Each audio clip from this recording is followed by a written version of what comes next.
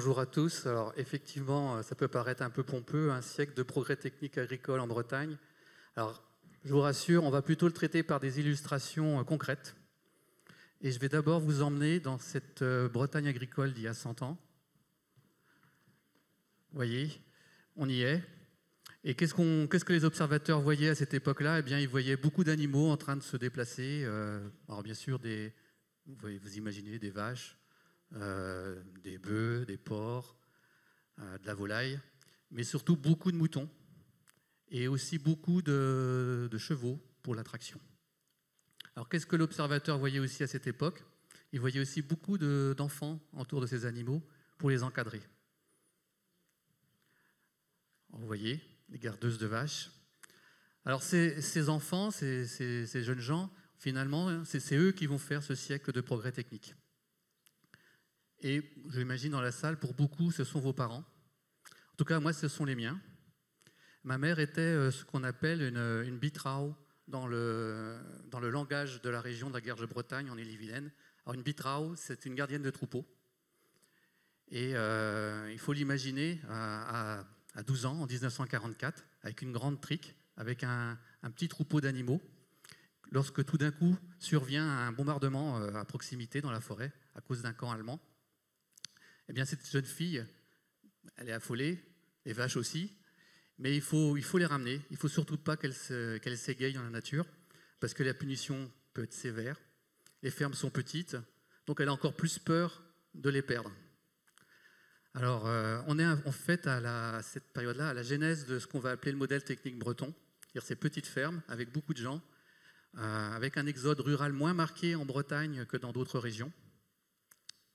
Et à cette époque-là, en France, les innovations, ils vont vers des gains de productivité. C'est-à-dire qu'on va diminuer le nombre de travailleurs. Eh bien, en Bretagne, avec ce modèle breton, on va chercher à créer de la richesse et à faire vivre tout le monde, à utiliser tout le monde pour créer ces moyens de survie ou de mieux vivre. Et ça va surtout se faire autour de l'élevage et de la production légumière. Alors je vais faire un bond d'un siècle. Enfin d'un siècle, non. Je vais plutôt vous parler de la deuxième partie de ce siècle. À l'occasion des 50 ans de la station de Trévarez, la station lait des chambres d'agriculture de Bretagne, j'ai eu la chance de mettre la main sur des vieux cartons qui traînaient dans ce manoir là qui n'est plus utilisé. Et ces cartons en fait contenaient des photos d'archives, des vieux comptes rendus d'essais. Enfin, vous imaginez des vieilles disquettes 5 pouces 1 quart. Et même des exemplaires de À la pointe de l'élevage, la revue de l'EDE du Finistère. Et avec ce trésor, on a pu reconstituer l'histoire technique de la station. Vous voyez, ça fait peur. Hein. Il y a beaucoup de choses. Et encore, on a mis là, sur cette frise, que les principaux essais. Alors, qu'est-ce qu'on voit? Alors, je m'arrête parce que j'aimerais quand même remercier Jean Carentan, qui était un conseiller à la Chambre du Finistère de 1970 à 2000 et qui travaillait sur les stations de Trévarez. Et c'est aussi grâce à lui qu'on a pu reconstituer cette histoire. Alors, je reprends. Qu'est-ce qu'on voit? Effectivement, il y a des virages dans cette courbe. C'est pas banal, hein. Parce qu'en fait, le progrès technique linéaire, ça n'existe pas. On fait face à des tournants agréables ou plus désagréables, mais on fait face à des tournants. Et donc, c'est un peu la mission des chambres, hein, d'essayer de trouver des solutions. Alors, je vais vous en présenter quelques-uns. Alors, le premier, c'est un tournant technique plutôt favorable. C'est l'arrivée des prairies temporaires dans les années 50-60 avec notamment la variété Regra italien. Alors c'est favorable parce que l'alimentation hivernale des troupeaux repose à cette époque-là sur le foin, avec un peu de choux et de betteraves. Donc on va pouvoir sécuriser l'exploitation. Alors un autre tournant technique, celui-là vous l'avez mieux en tête sans doute, c'est l'arrivée des faucheuses à disques et des ensileuses qui vont permettre en fait dans les fermes laitières bretonnes d'avoir deux nouveaux piliers pour le fourrage, c'est-à-dire le régras anglais et le maïs. Alors, qu'est-ce qu'on peut dire de plus? Qu'à cette époque-là, la Chambre préconisait de faire le plus de lait par hectare pour améliorer le revenu. Et puis, on testait effectivement à Trévarez la récolte, la valorisation, la conservation de ces nouveaux fourrages. Voilà, un autre tournant technique. Alors celui-là, on l'a moins aimé, même s'il avait sûrement son utilité, c'était l'arrivée des quotas laitiers. Alors c'est pas un tournant technique, c'est un tournant administratif en fait. Donc ça fait partie des tournants plus embêtants des fois. Et là, on a changé de stratégie. Pour améliorer le revenu, il fallait surtout regarder pour maîtriser les coûts de production. Donc là, à Trévarez, on va justement mener ces fameux essais sur le concentré pour voir leur efficacité et ainsi diminuer le coût de la ration en litre de lait. Donc ça, ce sont les années, les années 80, excusez-moi, 80-90. Et passons aux années 2000. Le tournant des années 2000, c'est un tournant démographique.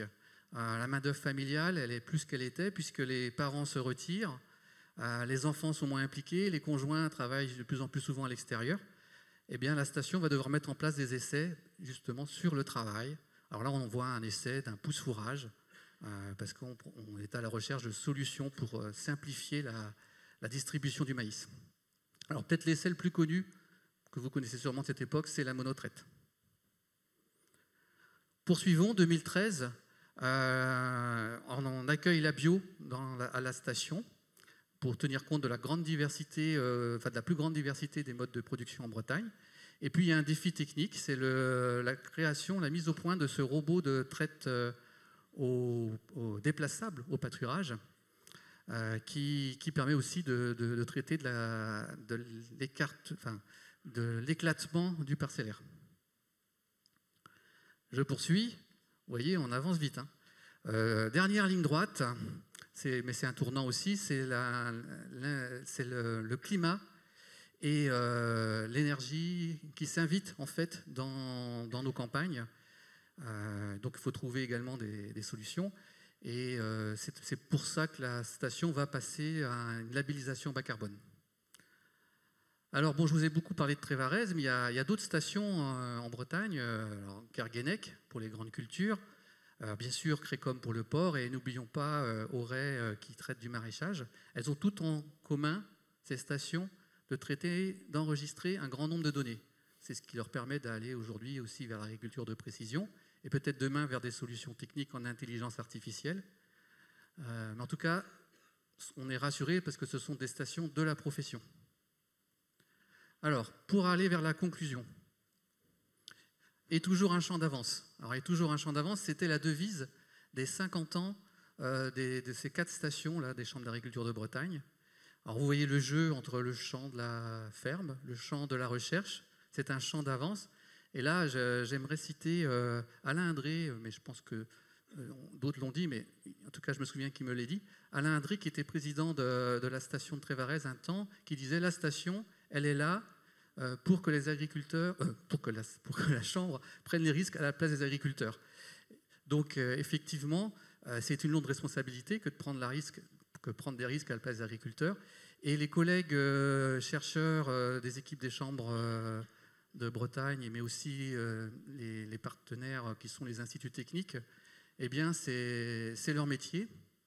Et puis, c'est donc leur métier, finalement, de garder cette Bretagne à la pointe de la technique, alors pour que nos exploitations restent compétitives, mais aussi pour que les agriculteurs trouvent une juste rémunération.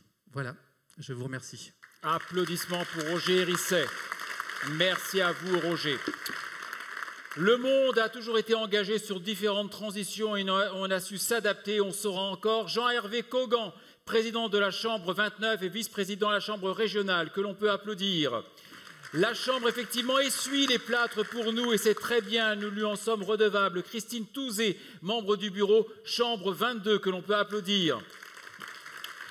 Elle est tout entière orientée vers la formation et l'attractivité. C'est bien, effectivement, de penser aux nouvelles technologies, mais attention à la formation vis-à-vis de jeunes qui pourraient être frappés d'illettrisme, I comme électronique.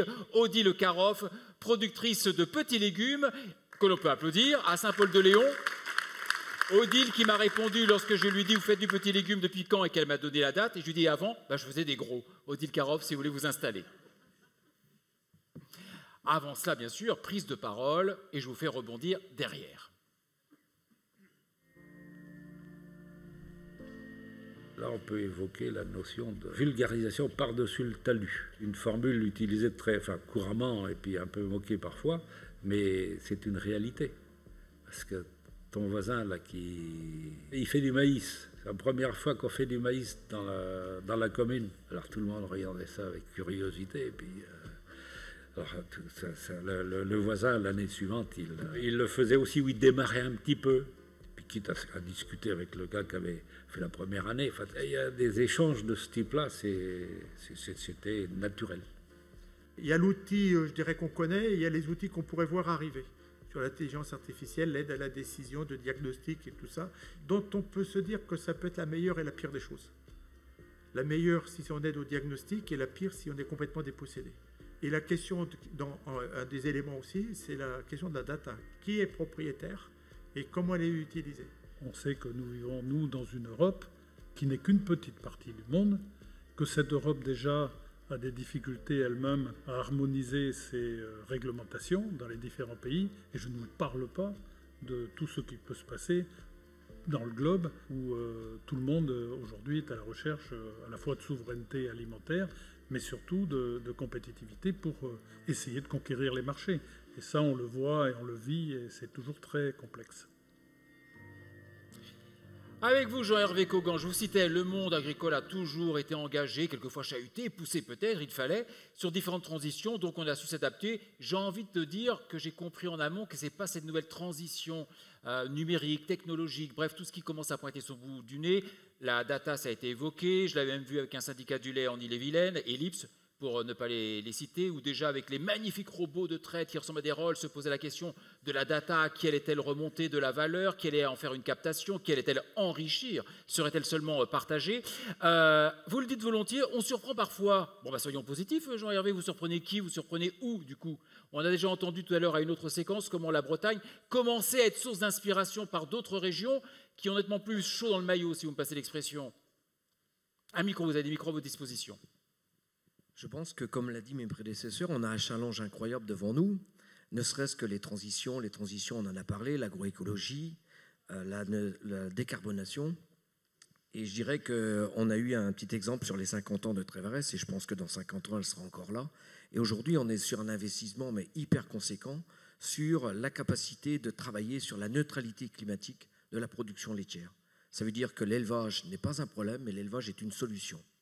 Et donc, c'est quelque part demain de faire cette démonstration avec un nouvel outil et les investissements, Didier en parlait tout à l'heure, qui vont être faits dans nos fermes de recherche appliquée, donc qui sont aussi, ce que disait tout à l'heure l'interlocuteur, prenons les risques pour les autres et faisons en sorte que ces risques-là, on puisse les porter et les transmettre. Et je crois que mes collègues vont parler de ce que c'est aussi. Et qu'elles soient appropriées. Alors vous le dites volontiers, les nouvelles technologies ont tout leur intérêt si elles sont bien tester. Vous venez d'évoquer les fermes expérimentales, la recherche appliquée. Il faut effectivement le test, c'est là où les chambres se distinguent. Rien de pire qu'une techno qui va mourir de sa belle mort parce qu'elle resterait sur étagère ou qu'elle aurait failli quelque part. Je pense que ce challenge-là, ce sont nos Jeux Olympiques. Nous, dans les 10 ans qui viennent, on n'aura pas tous la médaille d'or, mais quelque part, c'est de tirer le maximum d'agriculteurs dans cette capable d'être fier de son métier, d'être adapté dans son territoire et d'avoir trouvé des solutions avec nos conseillers, avec notre recherche appliquée, avec notre recherche fondamentale. Mais bref, chacun a sa part. Les partenaires qui sont autour de nous, qui sont aussi des acteurs techniques, économiques et sociaux, ont aussi leur rôle à jouer. Mais je pense qu'on doit être capable de trouver les solutions, de faire porter ces solutions et de les transmettre. De la force des groupes de développement, ça revient souvent d'ailleurs depuis cet après-midi là aussi pour les faire fructifier. Et quand vous insistez volontiers sur le rôle du réseau en disant l'innovation peut venir de différents horizons.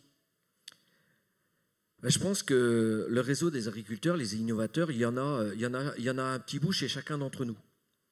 Et le rôle d'un groupe, c'est de fédérer ces innovations des uns et des autres pour en faire une force et de les partager.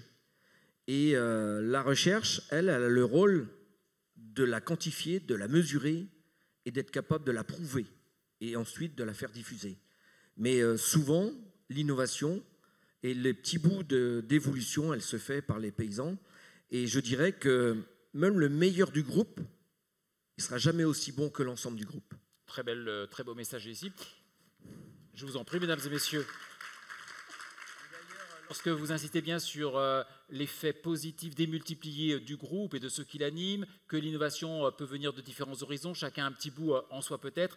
Je vous ai cité dans un post que j'ai modestement écrit sur LinkedIn. Oui, je vous ai cité parce que vous parlez là d'une démarche au profit d'une belle harmonie à trouver, dites-vous. Donc c'est un beau message en cette presque fin d'après-midi, avant quelques séquences encore à venir plus festives. Je pense qu'on avait sans doute oublié que l'agriculture, elle était nourricière. Parce qu'on croyait que l'abondance était jusqu'à la fin des temps. Et ça redonne de la valeur, ça redonne une ambition, et ça redonne un lien entre le consommateur et le producteur, et ça donne aussi, j'espère, un respect demain. Parce que, quel que soit le métier, quel que soit le mode de production, quelle que soit la production qu'on a, on le fait pour nourrir, on le fait avec de la terre qui nous a été prêtée pour qu'on la transmette à nos enfants. Elle nous appartient si on est propriétaire, mais juste pour un laps de temps, puisque notre part de temps, elle est quand même réduite. Donc l'innovation peut venir de différents horizons, elle doit être bonifiée, elle doit être tirée vers le haut, donc du rôle des chambres pour les tester. Et votre voisine abonde dans votre sens. Odile Karov, je me retourne vers vous, parce que vous le dites volontiers, la technologie doit être libérante. On s'est posé la question du terme, mais il existe bien, elle doit être libératoire, mais elle doit être libérante, pas sclérosante, voilà en tout cas, parce que vous qui êtes effectivement très orienté, je le disais, formation et attractivité, membre associé à la Chambre, élu Chambre, 29 membres associés, vous avez été également membre élu, et vous avez une fille qui vient également de s'installer, donc je vous ai posé la question, est-ce que les nouvelles technologies pouvaient être pour elle facteur d'attractivité, de séduction? Et il m'avait dit peut-être, mais ce n'est pas le cas de ma fille que je veux évoquer. Je préférais zoomer sur un point d'alerte, donc levier d'action. Des jeunes peut-être qui pourraient être un petit peu pris en otage de démarches, on reboucle, administratives, affaires en ligne. Et là, on touche à, il faut peut-être les accompagner. Envoyer un mail est une chose, savoir remplir un dossier, faire des requêtes, c'est autre chose. Vous le côtoyez, ce profil-là, j'ai envie de dire. Je crois qu'on est dans le même constat que celui de la montée en puissance de la mécanisation pendant le XXe siècle. Ce siècle-ci, ça va être la montée en puissance de la technologie, des nouvelles technologies. Le point zéro, on ne sait plus trop où il est, mais il n'est pas si vieux. Une chose dont on est sûr, c'est que le point de fin, on ne le connaît pas. On ne le connaîtra pas, même pour les 200 ans, sans doute, des chambres d'agriculture. Alors, en disant ça, ce que je veux dire dans le constat qu'on peut faire chacun de nous de là où on est, c'est que quand même, il y a une forte disparité et le travail dans nos groupes d'agriculteurs, d'agricultrices montre quand même qu'il y a une disparité entre la locomotive de tête et le dernier wagon. Je vais juste prendre une anecdote d'une dernière discussion dans un des groupes là. Un collègue qui dit moi pour régler mes factures je fais chèque, enveloppe, timbre et voilà. Et l'autre à côté qui dit mais attends, enveloppe, timbre c'est plus long, c'est plus cher, les virements à tes fournisseurs, un clic et c'est fini. Voilà, là c'est un petit exemple, mais il est extrapolable bien au-delà évidemment. Une fois qu'on fait cette espèce de constat, ce qu'on peut aussi dire quand même, parce qu'on est là pour les 100 ans, c'est que notre chambre d'agriculture, elle a une boîte à outils extraordinaire. Elle a des leviers. Le levier de l'expertise, c'est-à-dire que par les groupes, on peut savoir à peu près où se situe le niveau global des agriculteurs, des agricultrices sur les pratiques.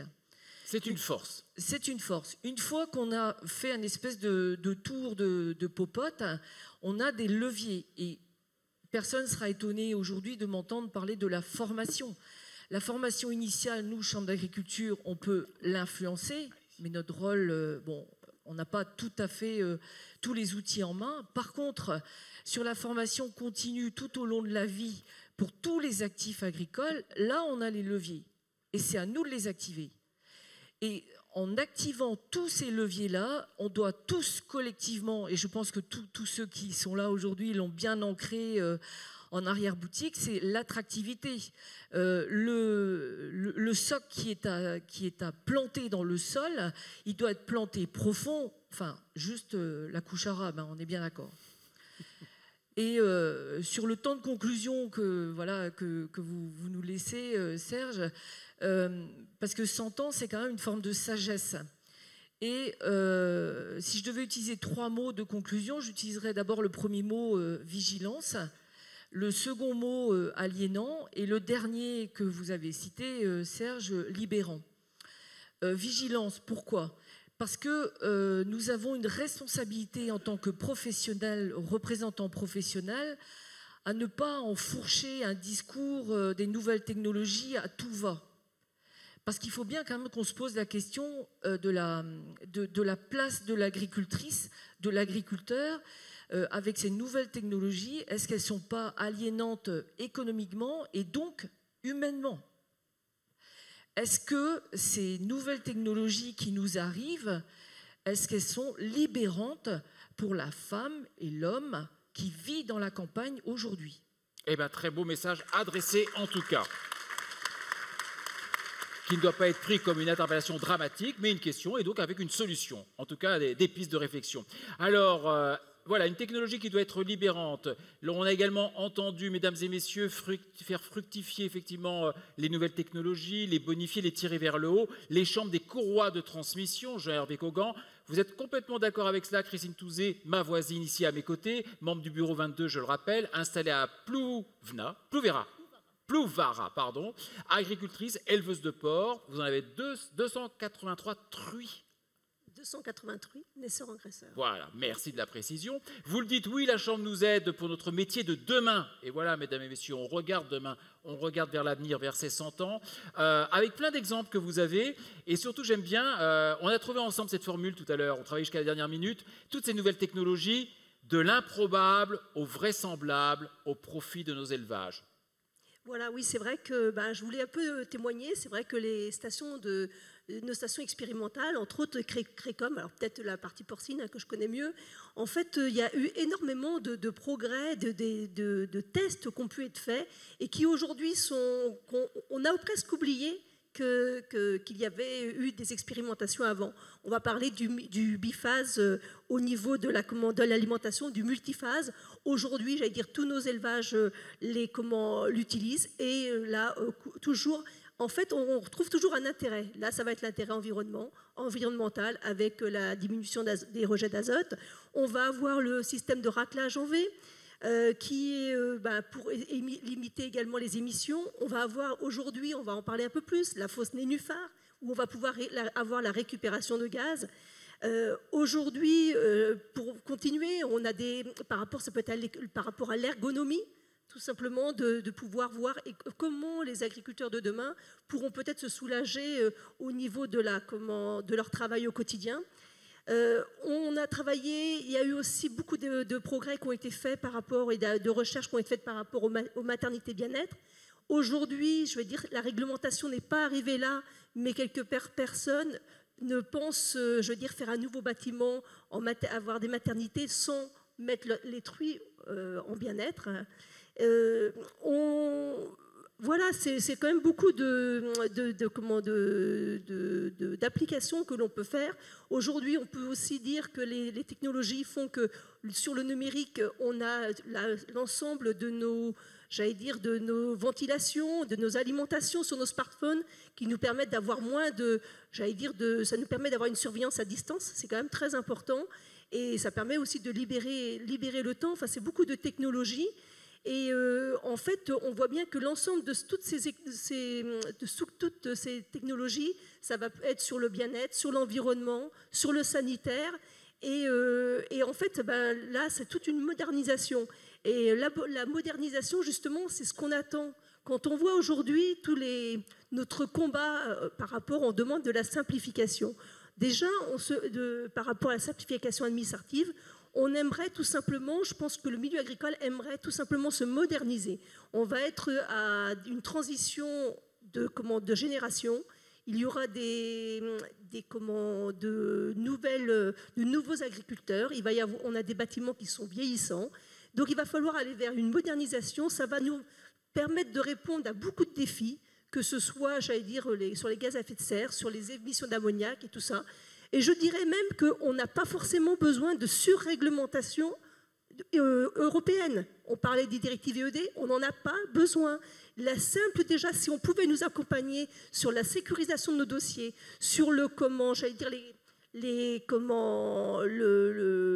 sécurisation de nos dossiers, sur la simplification administrative, beaucoup d'éléments qui permettraient qu'on puisse demain, j'allais dire, installer des jeunes ou nous-mêmes continuer notre production tout en allant vers un progrès, je veux dire, environnemental, bien-être, sanitaire, j'allais dire c'est un package. Et là, on a moyen de faire notre propre révolution. Et là, ça avancerait. On peut dire, oui, là, ce serait vraiment de la simplification. Merci pour ce beau message. Je crois qu'on peut l'applaudir parce qu'il reboucle tellement de choses qui ont été dites pendant ces trois séquences de rupture. Jérôme, dernière intervention. Vous avez vu un petit peu ces talents. D'ailleurs, ça résonne dans tous les sens. Hein. Le talent de chacun et l'allant de chacun et l'élan. Alors, quand on dit l'élan... Non, mais attendez, non, c'est pas pour... Je suis un simple littéraire. Quand on dit l'élan, on voit d'où ça part. Quand on regarde cette frise-là sur 100 ans, notamment dans ces fermes expérimentales, etc., on voit que c'est des savoirs accumulés, des habitudes. Encore une fois, c'est pas pour rien que c'est en Bretagne que ça s'est passé. C'est-à-dire que tout ça, vous l'avez fait par vous-même et sans attendre que les autres vous aident. Vous êtes au bout du continent et vous êtes organisé tout seul. Et donc ces forces-là que vous avez en vous, je pense qu'elles doivent s'exprimer par la suite. Comme on est dans la rétrospective, l'IFOP n'est pas une aussi vieille maison que votre vénérable chambre d'agriculture, mais et j'espère que vos archives sont mieux rangées que les nôtres, mais on a retrouvé une enquête qu'on avait faite en 1963 où on demandait aux Français, est-ce que vous avez le sentiment que votre région est en avance, en retard ou dans la moyenne des autres régions françaises. 1963, ça correspond à un certain nombre de photos qu'on a vues tout à l'heure. On venait juste ici de finir l'exode rural. Et donc vous étiez une des régions françaises, avec ma région d'origine voisine, le Pays de la Loire, qui ont pas mal de similitudes, où le taux de personnes, agriculteurs ou non, qui considéraient que leur région était en retard, était le plus élevé de France. On était à 60% des habitants du Grand Ouest qui disaient on est à la bourre. Parce que c'était l'industrie, parce que nous, il y avait encore la terre battue, parce que 63, hein, je discutais avec certains d'entre vous, l'électricité arrivait en 62 dans des fermes, dans des hameaux. Et dans les Hauts-de-France, il y avait 4% des gens qui considéraient que leur région était en retard, Nord-Pas-de-Calais, Picardie, parce que les usines et les mines tournaient à fond la caisse. On a reposé la question en 2015, la carte est inversée.